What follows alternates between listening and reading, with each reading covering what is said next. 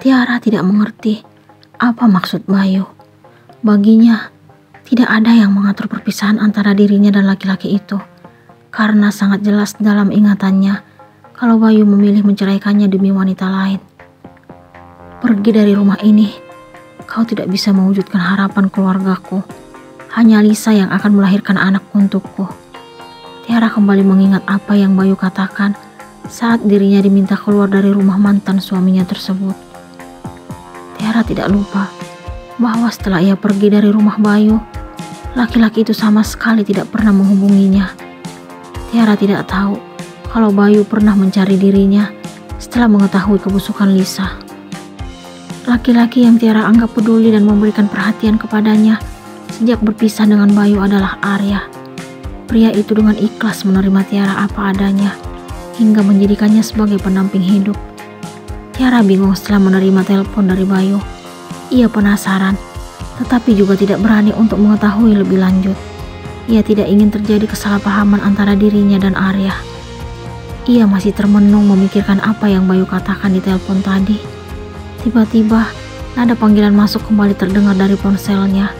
Ia berusaha untuk tidak mengangkat, karena sekarang dirinya tidak ingin berbicara lagi dengan Bayu. Ponsel itu kembali berdering. Tiara pun penasaran. Akhirnya ia melihat layar. Panggilan masuk tersebut bukan dari Bayu, tetapi Arya. Ia pun segera mengusap layar. "Halo mas," ucap Tiara. "Tumben lama angkat telepon. Ada apa sayang? Kamu lagi sibuk?" tanya Arya. "Enggak mas, aku lagi temenin anak-anak main di taman belakang." "Oh, pantas agak lama angkat telepon. Aku cuma mau kasih tahu kalau aku sudah di kantor dari tadi, tapi baru sempat telepon." "Iya mas, gak apa-apa. Kamu pasti sibuk karena gak masuk kantor sudah beberapa hari." "Iya sayang, aku tutup dulu ya. Mau lanjut kerja lagi. I love you." "I love you too." Arya dan Tiara pun mengakhiri pembicaraan, lalu menutup telepon. Tiara merasa bersalah karena tidak jujur kepada Arya. Ia terpaksa tidak langsung mengangkat telepon karena berpikir Bayu yang menghubunginya. Ia tidak ingin melihat Arya cemburu.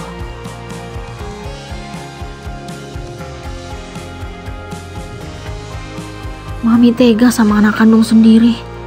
Bayu menaikkan suara di depan ibunya. "Apa maksud kamu, Bay?" Bu Sandra tidak mengerti apa yang Bayu ucapkan. "Mami sudah puas melihatku menderita." Mata Bayu berkaca-kaca. Ibunya makin bingung. "Mami gak ngerti. Aku gak nyangka kalau seorang ibu tega menghancurkan pernikahan anaknya sendiri. Kenapa harus aku yang ngalamin semua ini, Mi? Apa salahku sama Mami? Apa salah Tiara, wanita yang sangat aku cintai?" Bayu sudah tidak kuasa menahan air matanya hingga akhirnya jatuh membasahi pipi. Bu Sandra terdiam dan langsung mengerti arah pembicaraan Bayu.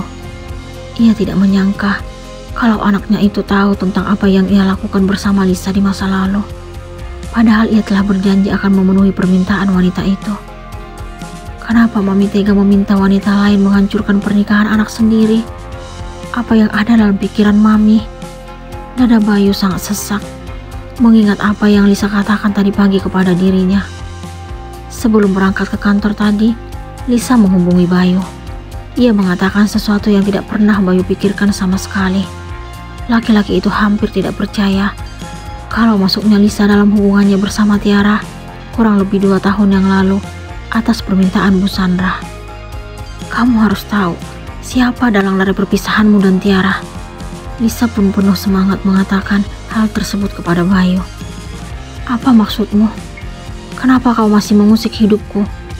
Bayu sangat kesal. "Awalnya aku tidak ingin mengganggu hubunganmu dengan Tiara, tapi ibumu yang telah memintaku untuk menggodamu agar kau dan Tiara berpisah." Lisa akhirnya mengatakan yang sebenarnya.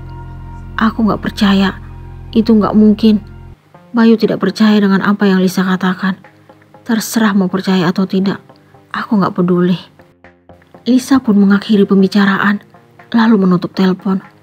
Bayu terdiam dan mencoba untuk tidak percaya dengan ucapan wanita yang sudah beberapa kali menipunya. Namun, hatinya gundah dan merasa kalau Lisa mengatakan kebenaran. Semua itu terbukti saat awal perkenalan mereka. Bayu merasa pertemuan itu seperti sudah diatur. Lisa saat itu seolah-olah mengetahui semua tentang Bayu. Karena kenyataannya, wanita itu mendapatkan informasi dari Bu Sandra. Bayu pun mengingat kalau saat itu, ibunya sangat bahagia melihat dirinya memperkenalkan Lisa. Bu Sandra menyambut hangat wanita itu, walaupun ia tahu kalau Bayu sudah memiliki Tiara. Setelah mengetahui semuanya dari Lisa, Bayu pun menghubungi Tiara. Namun, sebelum ia menceritakan kenyataan yang sebenarnya, wanita itu pun mematikan telepon. Hari ini, Bayu mengurungkan niat untuk masuk kantor. Ia ingin mendapatkan jawaban langsung dari ibunya. Ia pun segera menemui wanita parubaya itu. Ia tidak pernah menyangka kalau pernikahannya dengan Tiara yang terjalin hampir 5 tahun lamanya harus kandas karena Bu Sandra. "Jawab, Mi, apa salahku dan Tiara?" Bayu kembali bertanya kepada ibunya. "Siapa yang mengatakan semua itu padamu?" Bu Sandra ingin mengetahui kepastian. "Siapa lagi kalau bukan wanita suruhan Mami?" Bayu berteriak di depan ibunya. "Saat itu Mami hilaf, Nak." Bu Sandra mencoba membela diri. "Hilaf," Mami bilang. "Kehilafan Mami membuat aku terpisah dengan Tiara dan anakku. Itu yang Mami bilang hilaf."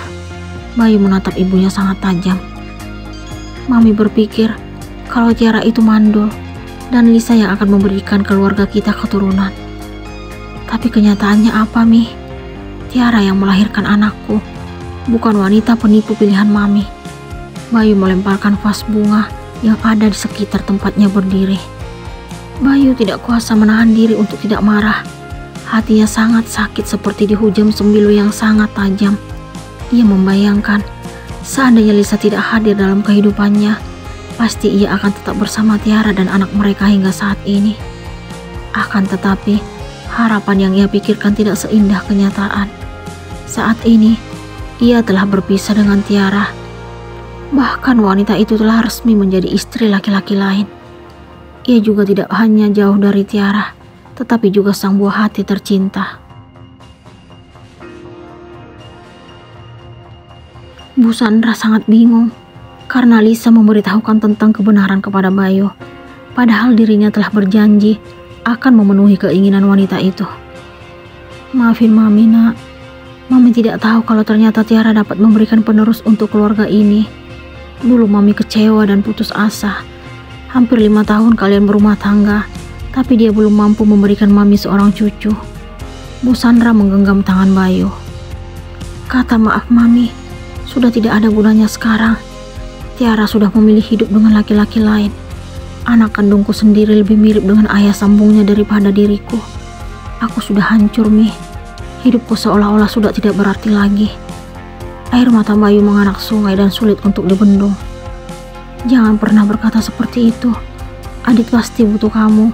Dia harus tahu kalau kamu ayah kandungnya. Mungkin sekarang anak itu tidak mengerti, tapi seiring berjalannya waktu, ia akan paham. Kamu harus percaya, Nak. Kamu harus tetap mendekatinya, walaupun hanya lewat telepon." Bu Sandra berusaha menenangkan Bayu. "Hatiku sakit, Mi. Darah dagingku sendiri lebih dekat dengan ayah sambungnya. Dia bahkan tidak tahu kalau laki-laki itu bukan ayah kandungnya. Apa yang harus aku lakukan, Mi?" "Kamu harus tenang. Kamu pernah cerita kalau Tiara baru-baru ini tiba di kota ini karena melarikan diri dari rumah suaminya. Kamu juga bilang kalau mereka lagi ada masalah. Kenapa kamu gak mencoba untuk memanfaatkan keadaan itu?" Bu Sandra memberikan saran kepada Bayu. "Maksud Mami?" "Kamu deketin Tiara. Tunjukkan kalau kamu masih sangat mencintainya. Mungkin secara perlahan dia akan luluh dan bersedia kembali padamu." "Itu gak mungkin, Mi. Tiara sudah sangat membenciku." Bayu tidak percaya diri untuk menjalankan saran yang diberikan oleh ibunya. "Kamu belum mencoba, tapi sudah langsung menyerah.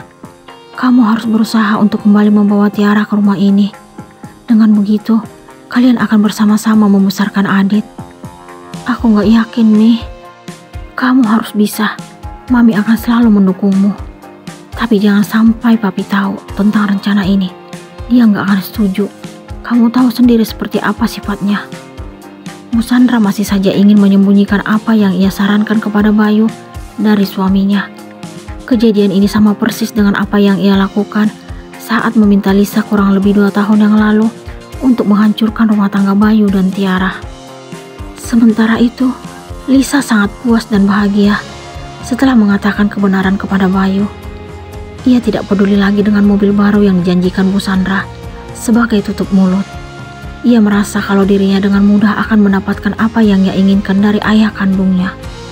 Ia telah bertemu dengan laki-laki yang merupakan cinta pertama ibunya. Namanya Pak Arman. Pertemuan itu sangat mengharukan karena Pak Arman tidak mengelak sama sekali kalau dirinya merupakan ayah kandung Lisa. Akan tetapi, laki-laki parubaya itu meminta Lisa untuk menyembunyikan status mereka dari istri dan kedua anaknya. Lisa pun menyetujui permintaan sang ayah dengan syarat akan memenuhi semua keinginannya.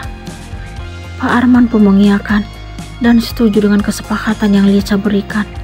Ia merasa kalau sudah sewajarnya memberikan apa yang Lisa minta, karena selama ini dirinya belum pernah memanjakan anaknya itu. Di sini, Lisa sangat bahagia karena memiliki ayah kandung seorang pengusaha. Sementara di tempat lain, Tiara menunjukkan wajah bingung karena Bayu kembali mengirim pesan untuknya. Aku merindukanmu, Mutiara hatiku.